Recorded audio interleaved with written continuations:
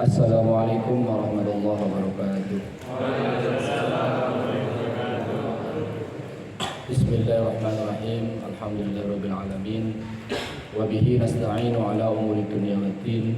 Wassalatu wassalamu ala asyrafil anbiya'i wal mursalin sayyidina wa maulana Muhammadin wa ala alihi wa sahbihi ajma'in. Amma ba'd.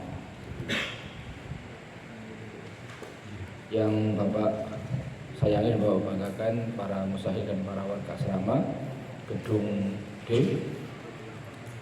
Alhamdulillahirabbil alamin, kita ucapkan rasa syukur dan puji kita kepada Allah Subhanahu wa taala.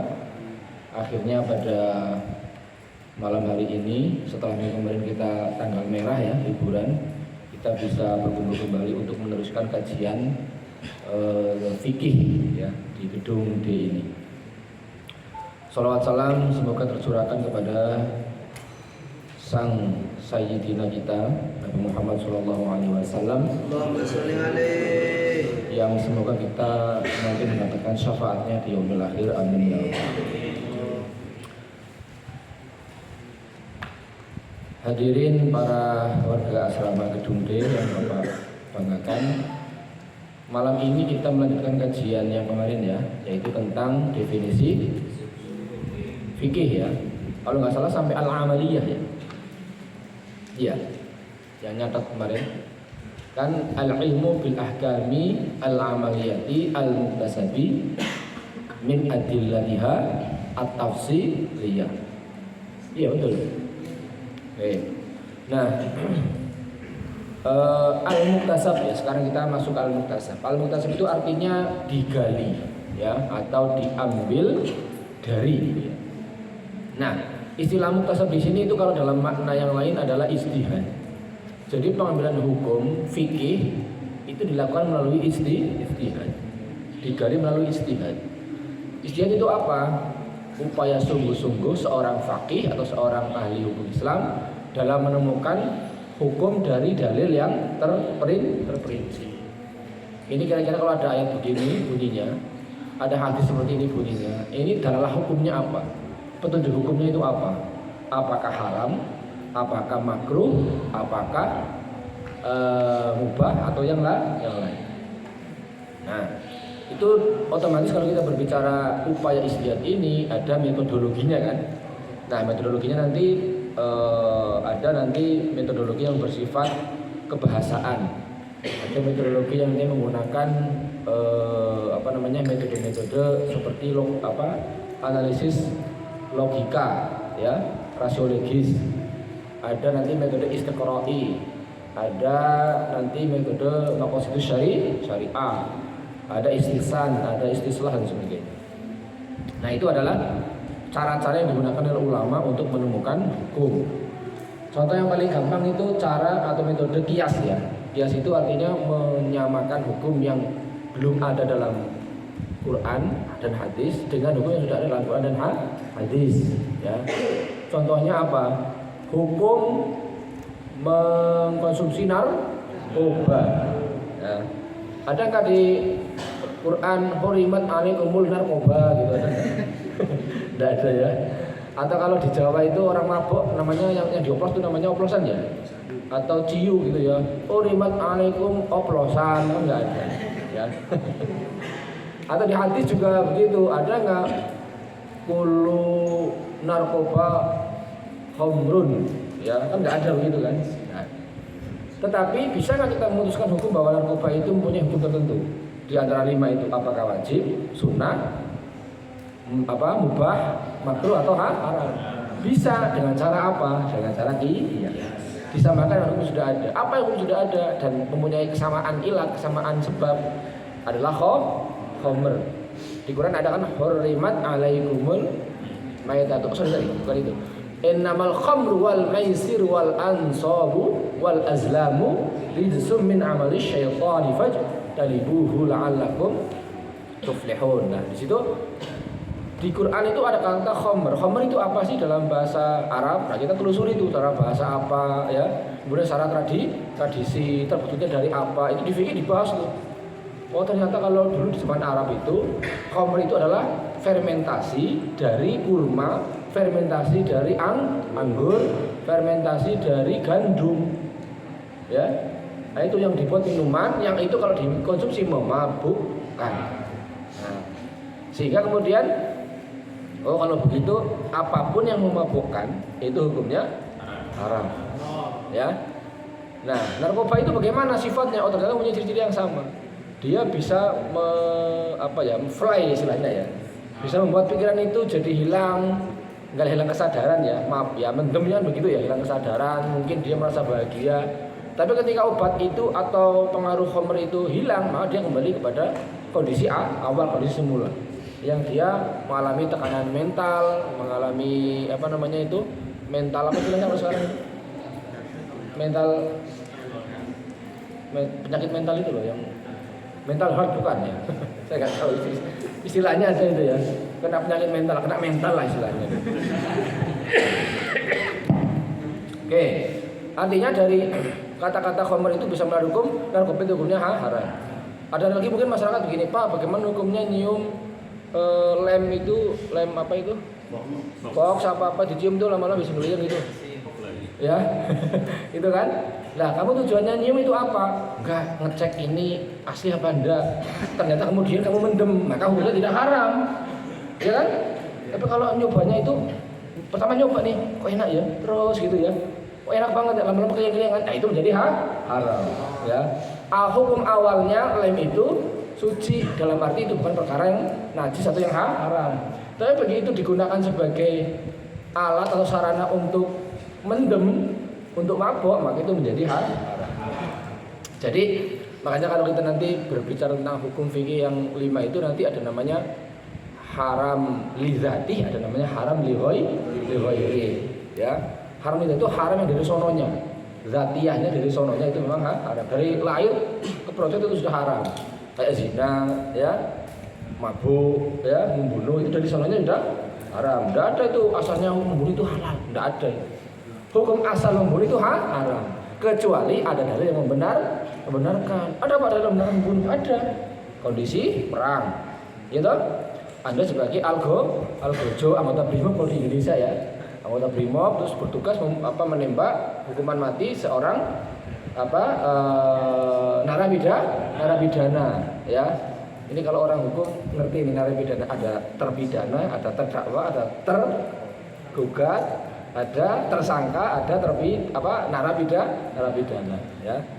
Yang benar narapidana ya, narapidana itu orang yang telah diputus bersalah, namanya narapidana.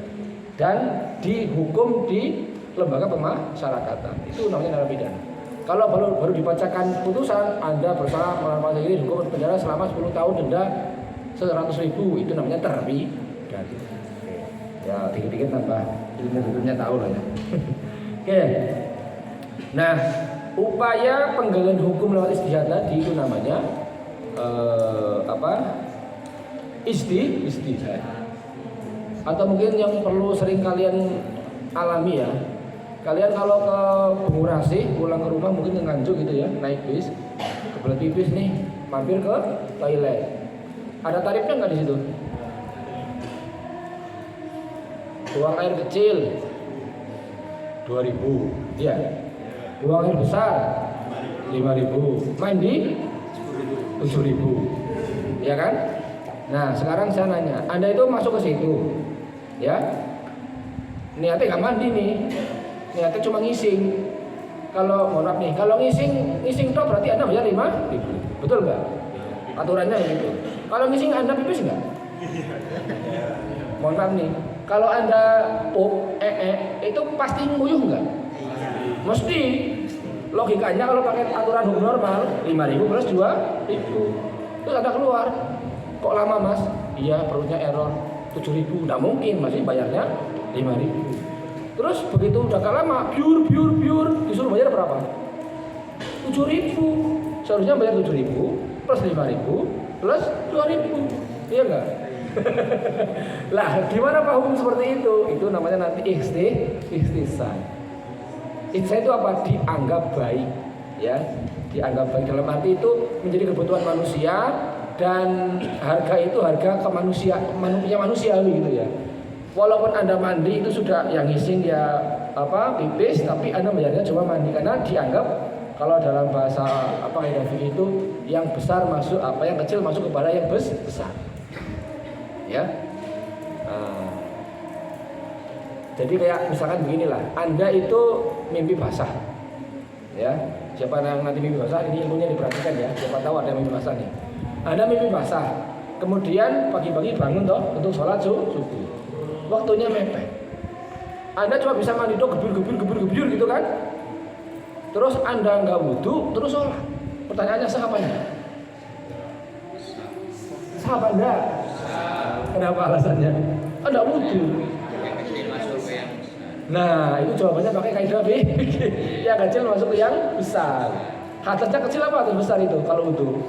Hadas kecil kan? Kalau mandi, junub hadas besar. Jadi cukup Anda melakukan satu sudah terwakili. Itu nanti dalam teori ilmu kaidah fikih namanya istirakun niyah. Istirakun niyah, menggabungkan dua amalan dalam satu niyah. Atau mungkin gini, dengan soal puasa Senin Kemis ya, mungkin ada yang puasa Senin Kemis. Pas puasa Senin Kemis itu Anda udah rutin nih. Tiba-tiba pas Senin itu ada namanya hari Arafah. Terus kalian niatnya double. Gimana niatnya kalau puasa Senin sama puasa Arafah kira-kira apa bunyinya? Nawa itu Soma Godin terus kamu udah belajar ya? Belajarnya Ramadan dok. Nawa itu Soma Godin ta'ifar di syahri Ramadan hadis sanati lillahi ta'ala. Kalau Senin Nawa itu Soma Godin min yaumil isnaini wa yaumi arafata. Ya, sunnatan lillahi ta'ala. Sah nggak? Sah. Pahalanya apa? Double. Ya, itulah pentingnya ngerti ilmu fikih. Jadi gimana efektif efisien? Bagaimana kita hidup ini dalam ibadah itu efektif dan efisien. Ya, kalau Anda belajar sejarah perjalanan Nabi Sallallahu Alaihi Wasallam itu kan dulu pernah mungkin cerita ya. Nabi Muhammad itu sebagai Rasul terakhir atau Khatimul Anbiya wal Mursalin itu diberi keistimewaan oleh Allah. Tapi juga diberi kelemahan. Contoh satu aja nih. Contoh kelemahan umat Nabi Muhammad itu apa? Umurnya pendek-pendek, badannya kecil, lemah. Dibanding umatnya Nabi sebelumnya. Contoh Nabi Nuh hidup berapa tahun? Hampir 1000 tahun kan? Nabi Adam wakila 1500 tahun hidupnya. Nabi Musa 150 tahun. Nabi Muhammad umurnya Nabi Muhammad berapa umurnya? Rata-rata. Umur ummati Nabi sabda situna ila sab'ina sana. Umur umat itu rata-rata 60-an sampai 70. Kita tracking ya. Kemarin dosen mantan wakil rektor 2 UTM Pak Muhammad Fakhri, Insinyur Muhammad Fakhri, ada yang dari muridnya? Enggak ada ya? Itu di pertanian kalau nggak salah ya. Kalau nggak salah nih. Pokoknya orang insinyur lah. Itu meninggal di usia belum pensiun, artinya belum sampai 65 tahun. Artinya beliau meninggal umur 60-an. Ya. Aja juga dulu dosen dari Fakultas Ekonomi meninggal umur 60. Ya. Artinya belum pensiun sudah meninggal dan usianya segitu 60-an sampai 70-an. Sehingga kalau kita ngukur nih, umur Bapak 43, jatahnya tinggal 20 tahun. Kalau itu umurnya lebih. Kalau kalian masih panjang kan bakal lipat Bapak mungkin lebih ya. Nah itu ya bahasa kita kan itu umurnya Nabi rata-rata. Atau kita pakai umur rata-rata orang Indonesia itu sekitar 67 tahun. Menurut PBB kan ada itu penelitian ya. Umur manusia Indonesia itu kalau di rata-rata dipukul itu 67 tahun.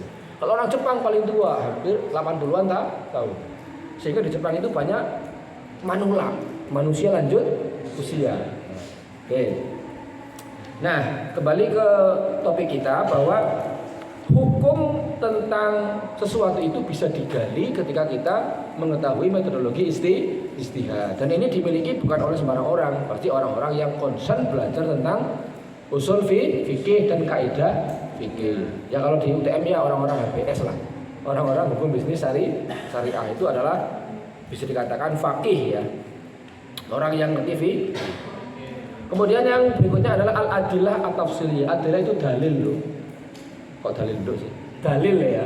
Dalil itu apa? Secara bahasa petunjuk. Artinya apa? Petunjuk yang diberikan oleh Allah kepada umat Islam melalui Nabi Muhammad. Apa bentuknya petunjuk Nabi itu?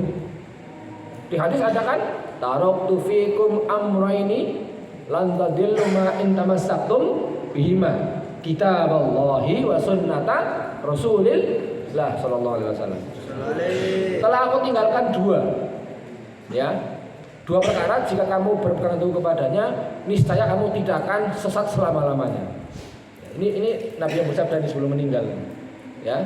Apa itu? Kitabullah, Al-Qur'an, kitabullah itu Al-Qur'an, wa sunnata Rasulillah dan sunnahnya Nabi Muhammad sallallahu alaihi wasallam. Berarti al-adilah itu apa? Iya, Quran sama sunnah atau Quran sama hadis, itu namanya adilah. Nah, dalil itu itu bisa menunjukkan petunjuk hukum tertentu, namanya istidlal. Ya. Penggalian hukum dari dalil itu namanya istidlal. Jadi ada kata-kata aqimus shalah, dirikanlah sholat. Di Quran begitu bunyinya ini. Terus gimana memahami hukum sholat itu gimana? Sholat itu apa? Kemudian dampak perintah itu hukumnya apa nih? Perintah itu dampaknya apakah wajib? Apakah sunnah atau mubah? Atau yang lain? Nah inilah kemudian ulama menggali dari dalil-dalil tersebut. Oh kemudian muncul nih kata-kata di dalam ilmu ushul fiqh, kemudian menggali tentang kaidah usuliyah. Bunyinya al-aslu fil amri lil wujubi. Hukum asal dalam masalah perintah adalah wajib. Jadi kalau ada perintah apapun di Quran itu dasar hukumnya adalah wajib. Asalnya ya, tapi bisa berubah menjadi yang lain, berarti sunnah. Ya, atau mungkin mubah ketika ada korenah atau indikator yang memalingkan dari mana wajib. Contoh nih ya,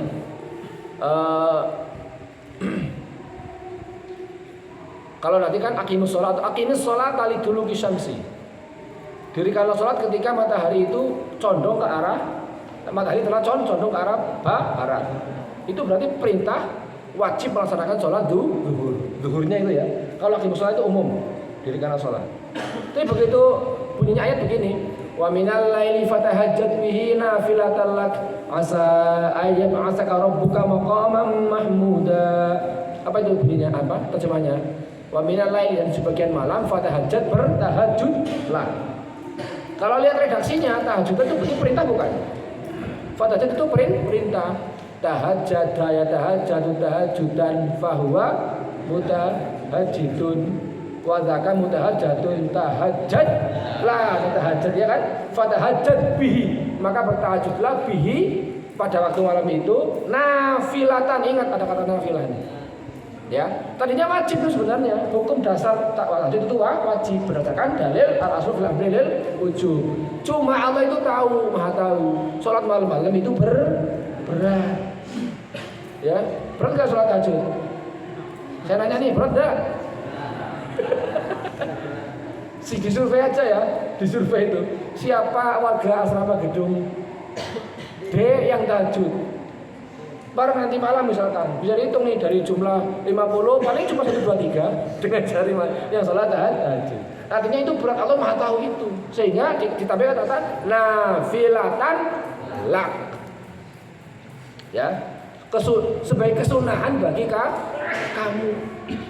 Coba bayangkan tuh. Ya, di sebagian malam kamu bertahajudlah sebagai kesunahan bagi kalian, bagi kamu. Artinya apa? Hukum sholat tahajud itu sunnah. Dalalahnya dari apa? Dalalah lafziyah namanya. Petunjuk kata-kata di dalam Al-Quran sendiri. Nanti ada tuh di Qur'annya nggak ada dalalahnya, tapi ditemukan di dalam sunnah. Nanti ada di situ. Ya. Oke.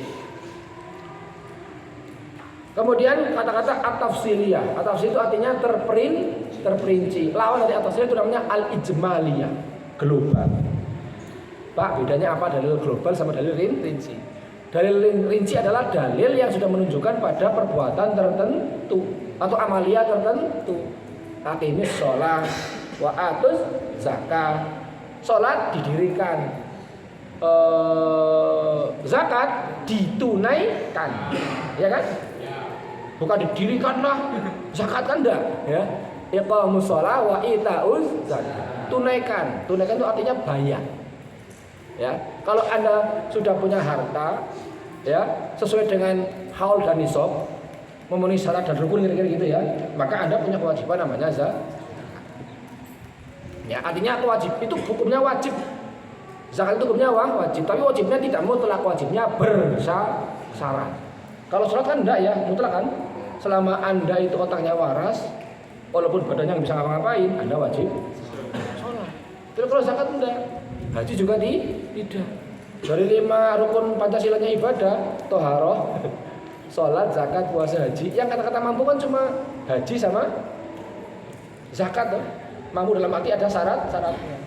Kamu haji juga sama, Pak, saya punya uang banyak, Pak. Berarti saya wajib haji. Betul, memenuhi salah satu kewajiban yaitu punya biaya. Ada nggak yang lain? Ada. Aman perjalanannya. Pak, ternyata banyak rudal dari mana itu? Hausi ke Israel. Khawatir nyasar kan itu hampir melewati Arab, Mekah kan itu kan? Bus rudalnya gitu kan. Cuma tuh nanti kelewat, nggak mampir ke Haifa Israel, mampir ke Mekah misalkan begitu kan. Wah, lagi perang ceritanya nih, lagi seru-serunya perang. Hukum wajib menjadi berubah menjadi haram, nggak boleh. Ya, atau mungkin aman daerahnya Arabnya, kemudian uangnya punya, tapi Anda sakit nggak sehat, artinya secara medis Anda dilarang untuk melaksanakan haji, maka hukumnya menjadi gugur. Nah, artinya dalam fikih itu adalah dalil yang dibuat adalah dalil tafsil ya, dalil yang rinci mengarah pada perbuatan tertentu, ya, yang nanti dihukumi dengan hukum tertentu. Kalau dalil ijmali, dalil global itu dalil yang berkaitan dengan biasanya aspek kebahasaan atau aspek maqasidiyah, aspek tujuan-tujuan syariah. Itu namanya dalil ijmali. Ya, misalkan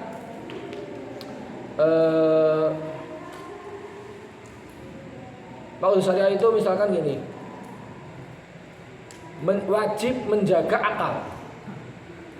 Wajib menjaga akal itu kan ada di Quran kan begini, fa'tabiru ya ulil albab afala taqilun afala tatafakkarun, betul nggak?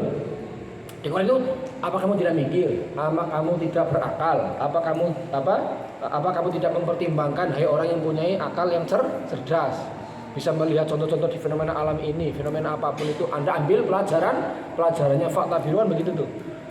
Lah, itu dalil umum, ijmali global. Mikir apa? Ya mikir apa saja gitu ya. Anda disuruh mikir, atau di Quran Iqra. Bacalah. Kalau dalam ilmu nahwu ada fi'il, ada fa'il, ada maf'ul kan? Ada enggak Iqra itu maf'ulnya? Iqra'il kitabah atau Iqra'ul Qur'ana bismi rabbikal ladzi khalaq, enggak ada kan? Iqra'ul atau Iqra'il kitabah bismi rabbikal ladzi khalaq, kan enggak ada kan? Dia perintah membaca. Ya, kalau dalam ilmu usul fikih itu namanya dalil ijmali. Membaca apa? Membaca apa saja. Fenomena alam dibaca, ya toh? Buku dibaca. Koran dibaca. Peristiwa yang kamu alami barusan dibaca sebagai pelajaran. Nah, itu namanya dalil-dalil ijmali. Pokoknya dalil-dalil kaidah usul fikih baik kebahasaan maupun maknawi sama maqasidiyah, ya, maknawi maupun maqasidi, tujuan-tujuan syariah itu adalah dalil ijmali. Jadi gampangnya gini dulu. Dalil tafsir itu fikih, dalil ijmali itu usul fikih dan kaidah fikih. Nah, itu ilmunya gitulah kalau mudahnya itu. Nah, selain istilah fikih di Islam itu ada namanya istilah syariah. Pernah dengar syariah ya? Syariah sama fikih beda apa enggak? Ada samanya, ada bedanya. Ya. Nah, sekarang syariah itu apa Pak? Syariah secara bahasa artinya adalah jalan menuju air. Jalan menuju air itu semacam saluran air gitu ya. Jalan menuju sumber air. Kamu ke kali kemudian menelusuri hulunya. Lah, perjalanan kamu dari hilir ke hulur dari hilir ke hulu itu namanya Anda syariah. Melaksanakan perbuatan namanya syariah. Secara bahasa. Secara istilah itu apa? Kalau simpelnya begini ya, aturan Allah yang diturunkan kepada Nabi Muhammad menurut hadis sunnah yang memuat aturan-aturan hidup manusia muslim, baik dalam bidang akidah, syariah maupun maupun akhlak tasawuf. Jadi gini, pedoman hidup dalam Islam semuanya itu namanya syariah. Bahwa Allah itu satu, bahwa Nabi Muhammad nabi terakhir, bahwa sholat umat Nabi Muhammad itu wajib sholat 5 kali sehari, bahwa umat Nabi Muhammad itu wajib melaksanakan haji ke Baitullah sekali seumur hidup minimal. Ya, itu namanya syariah. Ya, itu namanya syariah. Kalau Anda sholat subuh 2 rakaat, syariah apa fikih? Syariah apa fikih? Syariah. Ya. Kalau Anda sholat subuh, ada yang boleh, ada yang enggak, itu namanya syariah apa fikih? Fikih. Tahu bedanya ya? Kalau begitu bedanya apa Pak? Kita langsung ke bedanya nih. Perbedaannya pertama, syariah itu berasal dari Allah. Ya. Aqimis sholata liduluki syamsi, hurimat alaikumul maitatu waddamu wal khinziri, dan seterusnya. Diharamkan bagi kamu bangkai, wadamu darah, walau itu dan daging babi. Itu namanya syariah. Ya, dimanapun babi itu haram, betul? Di Amerika orang Islam boleh makan babi, Indonesia, Arab Saudi, Maroko, itu ya, itu namanya syariah berarti. Lah, syariah ini dari Allah. Dari Allah artinya tekstualnya, redaksinya dari Allah. Li zakari mislu hadzal unsayain. Bagi laki-laki mendapat 2 bagian dari perempuan. Doanya perempuan itu adalah bagian tirkah atau peninggalan warisnya laki-laki. Siapa yang bilang? Allah, kan itu syariah. Nah, kalau fikih berasal dari pemahaman manusia. Contoh, wal mutallaqatu yatarabbasna bi anfusihinna salasata quru. Dan bagi perempuan yang diceraikan, artinya suami menceraikan istri kan, yatarabbasna, hendaklah menunggu bi anfusihinna, dirinya sendiri, kan nikah lagi maksudnya ya. Salasata quru, 3 kali quru. Quru itu bahasa Arab, jamak, sumbernya qur'un. Qur'un itu kalau kamu cek dari si ilmu bahasa Arab di kamus ya, maknanya 2 loh. Huwa tuhru awil haidu. Maknanya bisa haid dan juga maknanya bisa suci.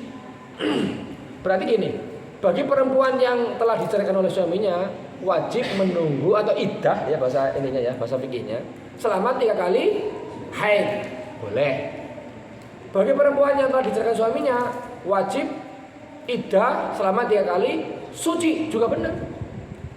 Ya, lah Qur'an dimanai tuhur, suci atau dimanai haid, itu namanya fikih. Tapi 3 kali quru ini syariah. Enggak boleh kamu kalau suci jangan 3 kali, 4 kali. Nah, itu enggak boleh. Ya. Jangan 2 kali, 3 kali kelamaan. 1 kali aja, Pak. Ya 1 kali suci atau 1 kali haid gitu ya. Nah, itu enggak boleh. Itu namanya melanggar syariah. Tapi kalau kamu 3 kali suci atau 3 kali haid, itu namanya memenuhi syariah. Dan itu sesuai dengan kaidah fikih. Paham ya? Nah itu banyak lagi yang lain contohnya itu ya. Yang kedua, ketentuan syariah itu terdapat dalam Al-Quran sebagai wahyu Allah dan hadis sebagai ucapan, perbuatan, ketetapan dan cita-cita Nabi. Artinya syariah itu terdapat secara redaksional di dalam Al-Quran dan As-Sunnah. Sementara fikih terdapat di mana? Di kitab-kitab fikih, di Takrib, Fathul Qori, Fathul Mu'in, Fathul Wahab, Fathul Izar. Fathul Izar ya enggak? Begitu Fathul Izar kok Anda ketawa kenapa ini? Ya. Fathul Izar, Fathul artinya membuka. Izar artinya apa? Sarung atau selendang. Ilmu tentang kitab tentang buka selendang, buka sarung. Kira-kira ilmu apa itu? Ilmu fikih juga ada di situ. Kalau ada sudah buka sarung, wajib mandi besar. Ada nggak di situ? Ada. Cuma sedikit ya. Banyaknya itu sifatun sifatun dukhul. Nah, gitu ya. Teknik bercinta. Nah, itu kalau bahasa kitanya itu teknik bercinta. Ya, nanti di situ ada namanya Itu ada nadomnya, itu saya lupa ya. Ini kalau mau ngaji kapan-kapan ngaji. Itu ada nadomnya itu. Jadi wa nikmatud dunya salah suntuh soru. Kalau nggak salah gitu ya nadomnya ya. Dicek nanti di kitabnya. Salah satu dunya salah suntuh soru. Nikmat dunia itu ada 3. Ya. Ya. Salah satunya adalah apa? Ad-dukhulu, yaitu bersenggama alias jima. Bukan ijma, bukan istima, beda lagi itu loh. Ijma, istima, jima itu beda-beda. Sama-sama kumpul ya. Oke.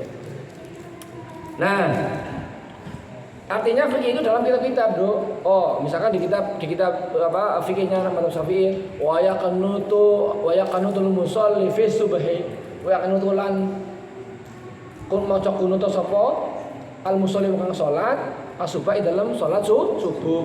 Oh, berarti di Mazhab Syafi'i itu nek Anda salat subuh disunahkan Anda membaca kunut sunnah abad. Kalau Anda meninggalkan, Anda apa namanya itu? Membaca apa namanya itu?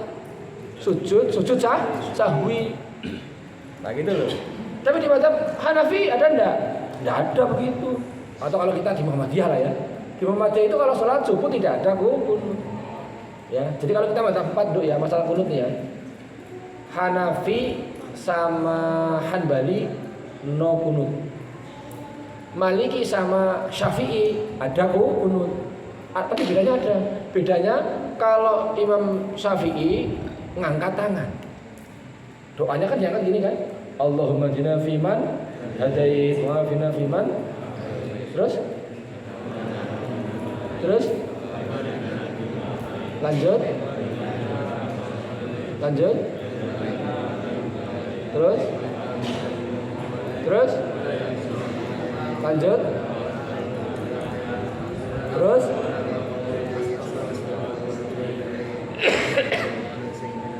hafal ya? NU berarti. Dulu ketika saya MTS itu ada yang disuruh nggak bisa, ada satu nggak bisa. Iya, saya Muhammadiyah. Atau kalau nggak gini, saya jadi makmum terus, nggak pernah sholatnya sendiri. Kalau ngomong tinggal amin dong kan? Amin. Jadi nggak hafal tuh kalau rajin sholat subuh berjamaah. Wal sana ya gitu. Yang ketiga, syariat itu bersifat fundamental dan memiliki cakupan yang ruang lingkup yang lebih luas. Artinya gini, nggak cuma masalah hukum-hukum syarak ya. Akidah juga itu syariat. Sifat Allah ada berapa? Yang wajib 20. Yang mustahil 20. Yang apa? Jaiz ada berapa? 1. Apa itu?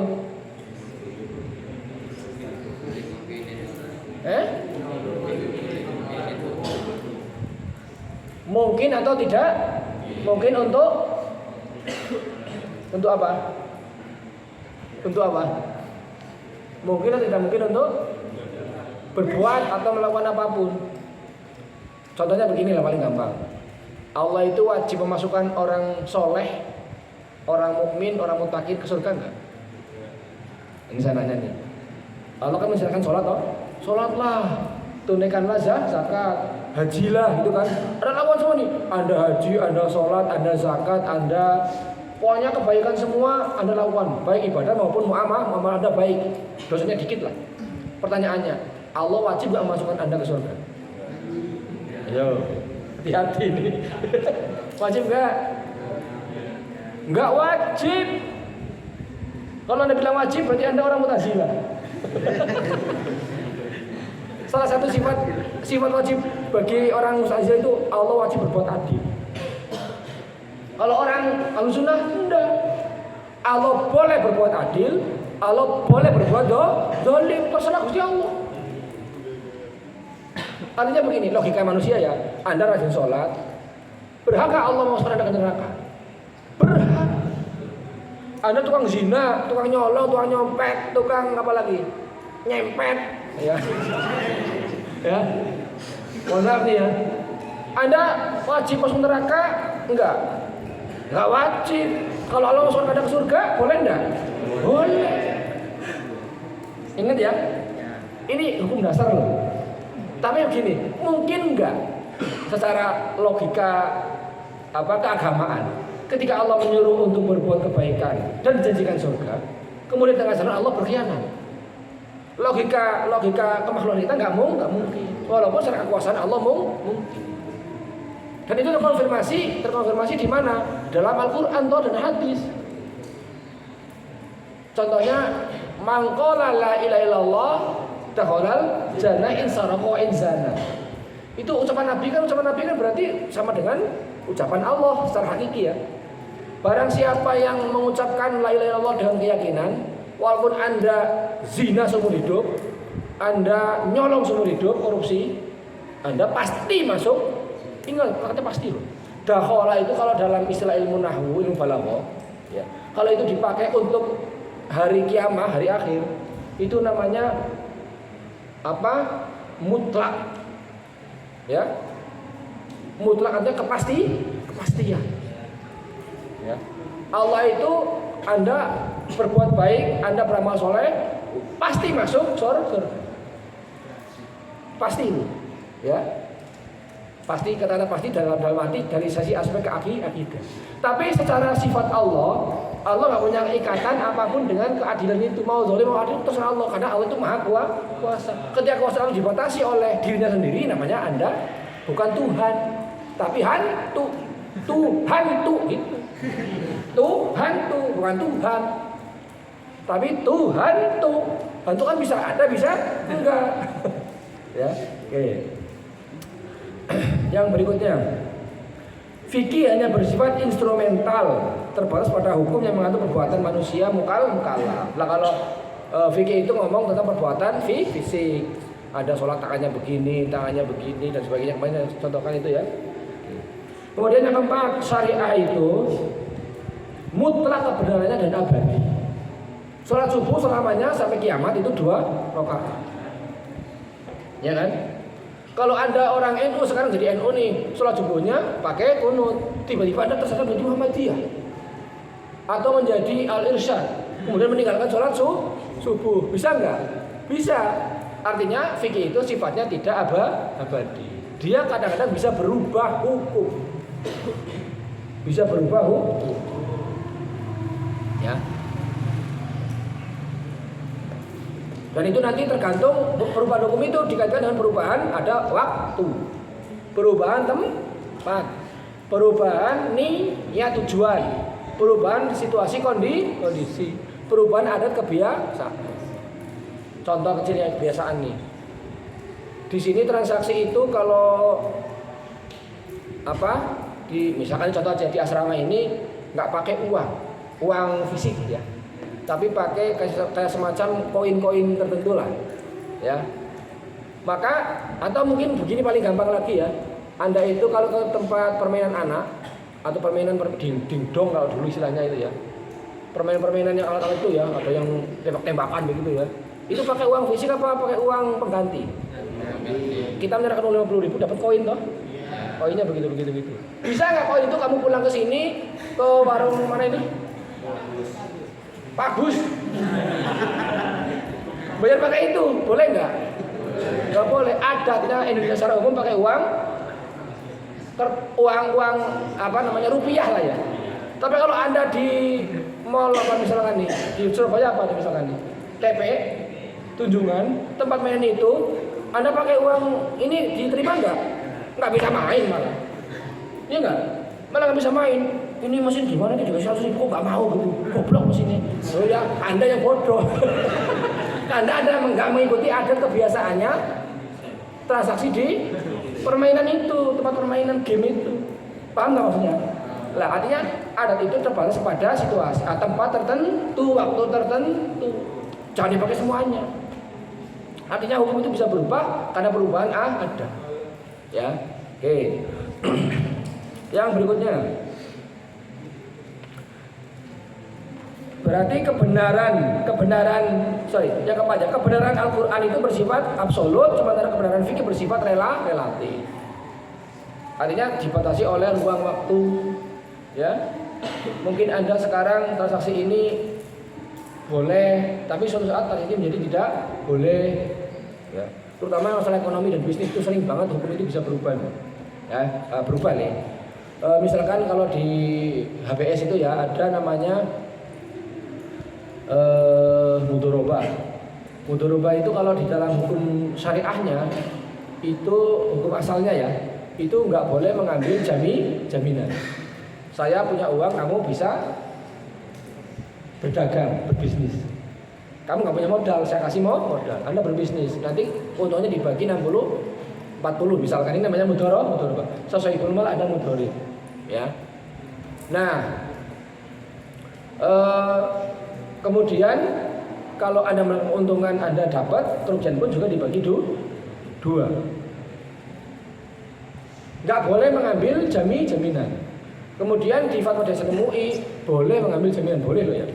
Boleh mengambil jaminan. Jadi yang tadinya nggak ada jaminan diperbolehkan mengambil jaminan. Di Undang-Undang Perbankan Syariah, setiap lembaga keuangan syariah yang melaksanakan transaksi pembiayaan gitu ya, atau yang lain, jual beli ya, yang sifatnya di bawah jual beli, dan transaksi-transaksi yang non sifatnya tabaruk, maka wajib meminta jaminan. Artinya mudoroba itu di Undang-Undang Perbankan Syariah menjadi wajib mengambil jaminan. Itu namanya fee. Ya. Bisa nggak itu hukum wajib itu diberlakukan di Malaysia? Nggak bisa. Di Arab Saudi nggak bisa, hanya berlaku di Indonesia. Itu namanya fikih. Lah kalau mudoroba nggak ada jaminan, itu namanya syari. Kemudian kebenarannya artinya mutlak ya. Dimanapun kalau Anda nggak ada jaminan itu namanya mudoroba. Kalau ada jaminan, oh berarti itu lokal, namanya fikih. Yang kelima, syariat hanya ada satu, sedangkan fikih bisa banyak. Ya.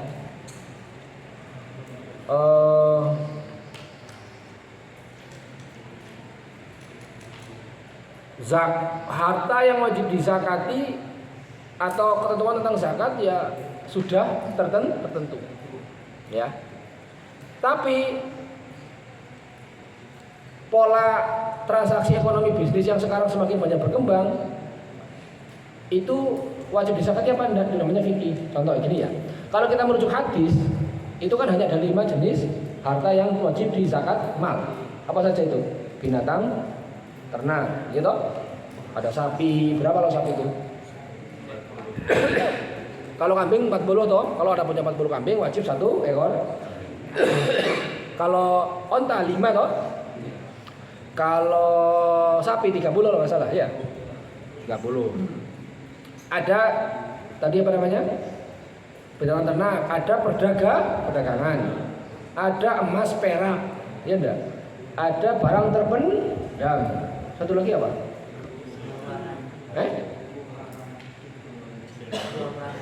Buah-buahan, iya asmar ya, buah-buahan. 5 ini kan. Pertanyaannya begini, kalau Anda jadi pengacara, Hotman Paris Hutapiani, sekali Anda dapat klien minimal 100 juta. Ini Hotman Paris ya, Hotman Paris. Kalau Anda punya masalah nih dengan rektor, dilaporin polisi, Anda termudah ke Hotman Paris. Ya, 100 juta mau ya Hotman Paris. Kalau cuma 5 juta, dosen FKIS bisa lah ya. Pak Diono itu. Atau gratis bisa, nanti ke pusbakumnya FKIS ada itu. Kan ada pusat hukumnya FKIS ada itu, bantuan hukumnya itu ada, gratis nanti bisa. Tapi ya gratis sama berbayar beda enggak? Ya beda ya. Ono rego ono rupo kalau orang Jawa bilang. Oke.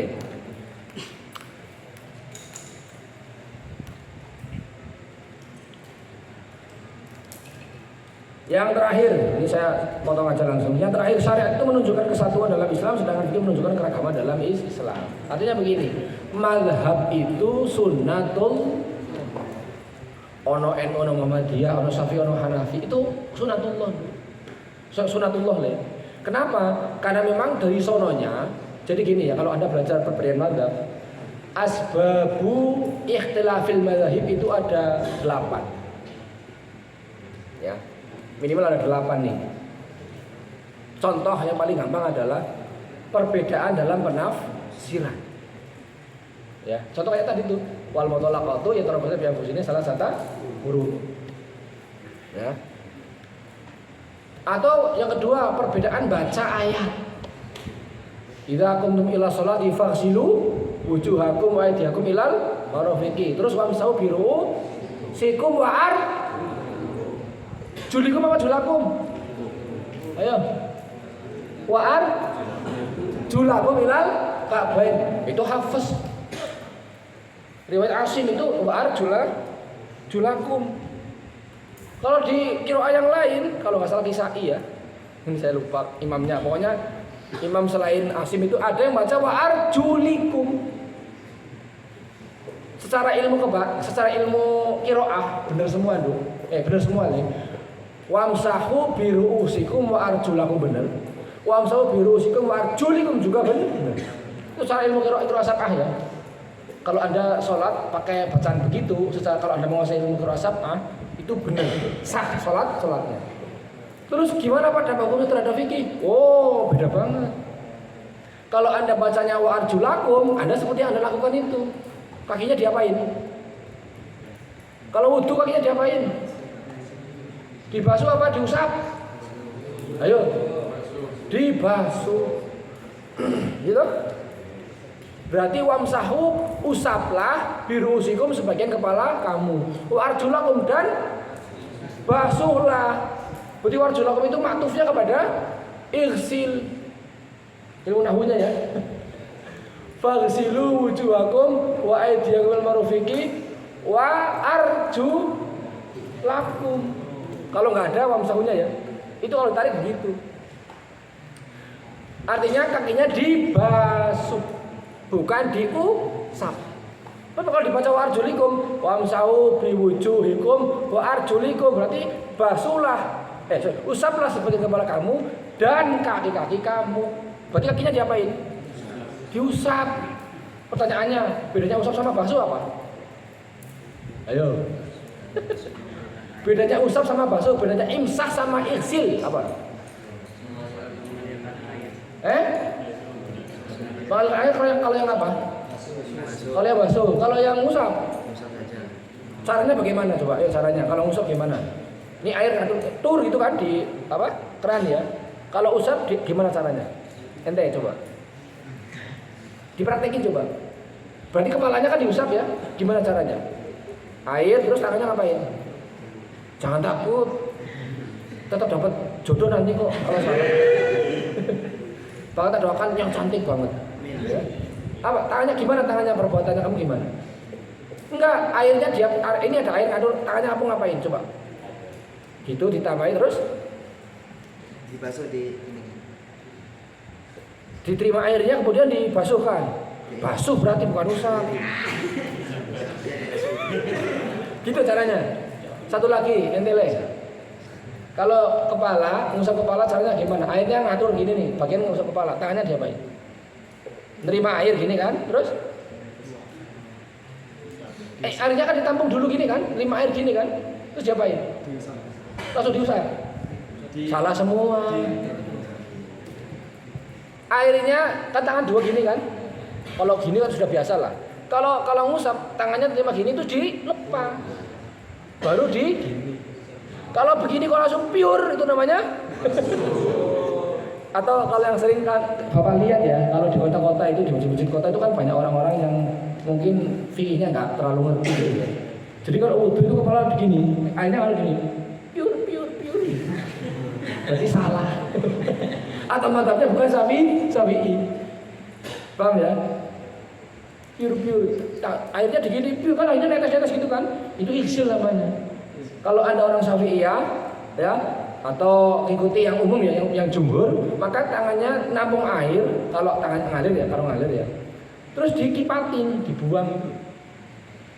Airnya dibuang itu, baru kemudian milih airnya. Enggak, apalagi kalau Syafi'i cuma depan doang nih. Cukup, nggak mungkin ngalir tuh. Ya. Kalau Syafi'i kan minimal 3 helai rambut, kan ada rambutnya ya. Minimal depan gini kan. Kalau Maliki harus gini. Gini, depan kembalikan itu Maliki. Kalau nggak gitu salah. Di short YouTube-nya Abu Somad pernah cerita kok. ada dia itu wudhu di masjid ya, disalahin sama orang karena kepalanya cuma dicuil-cuil doang gitu loh. Diusap doang tapi dikit gitu loh. Oh salah, kotor, ente kotor. Itu orang lain diingetin, no, kalau pas ini lah. Dia dari Asia Tenggara. Asia Tenggara itu madhabnya Syafi'i. Syafi'i itu cuma sebagian kepala dikit itu sudah cukup. Beda dengan orang Maroko, Maghribi yang madhabnya Malikiyah. Ya. Jadi kalau kita ngomong peta dunia ini, Asia Tenggara itu Syafi'i, mayoritas ya. India, Pakistan, dan Asia Tengah itu Hanafi. Afrika Utara, Mesir ke sana nih, ke Maroko, Mauritania itu Maliki. Termasuk sepanjang zaman dulu itu Maliki. Ya. Jazirah Arab, sekarang Qatar, Arab Saudi itu Hanafi. Turki, mana Turki? Hanafi. Ya. Palestina Hanafi, rata-rata Hanafi ya. Mazhab terbesar di dunia itu Hanafi, Syafi'i, Maliki, Hanbali. Kalau mau jumlahnya yang mayoritas itu. Coba. Jambirol ya? Kayaknya udah melebihi ya. Ini cuma ngomong melanjutkan definisi fikih, terus definisi syariah, mal farqu bainal fiqhi was syariah. Sudah sejam kayaknya ini ya. Ini berapa menit coba lihat nih. Coba dicek. Berapa menit? 51. 51 kan tuh. Biasanya kalau satu video cuma setengah jam ya gitu 51. Oke. Ini sekarang saya lagi seneng ini apa? Bikin YouTube tapi belum bisa nguploadnya, perlu mahasiswa bantu kayak gitu ya. Yang pintar apa ngedit siapa sini? Ahli editing video. Saya minta ajarin. Ya, paling 1-2 video ya contohnya diupload gitu ya. Ini ada 2 video sudah nih kemarin sama malam ini nih saya. Nanti dicek ya. Nanti saya nggak ngerti nih, pengen belajar nanti supaya kalau saya ngisi apa gitu kan. Ini Rebo besok saya ngisi DFG tentang rumah karakter gitu kan. Nanti saya udah bikin video ngaji Syarhul Khalil Alamatil Jurumiyah. Saya ngaji Jurumiyah tapi kitabnya Syekhona Khalil. Namanya Syarhul Khalil tuh. Terus saya nanti akan ngaji Tafsir Jalalain. Ya. Sama satu lagi nanti saya mau ngaji kemungkinan usul fikih As-Sulam kalau nggak salah itu nanti insya Allah itu 3 itu saya pengen istiqomah ngaji. Nggak ya ngaji sendiri aja itu pakai video begini ngomong-ngomong sendiri gitu nggak ada orang gitu ya. Kebetulan ini aja kamu ada orang. Oke, kita duluan baca hamdalah bersama-sama. Alhamdulillahirabbil alamin. Wallahul muwaffiq. Wassalamualaikum warahmatullahi wabarakatuh.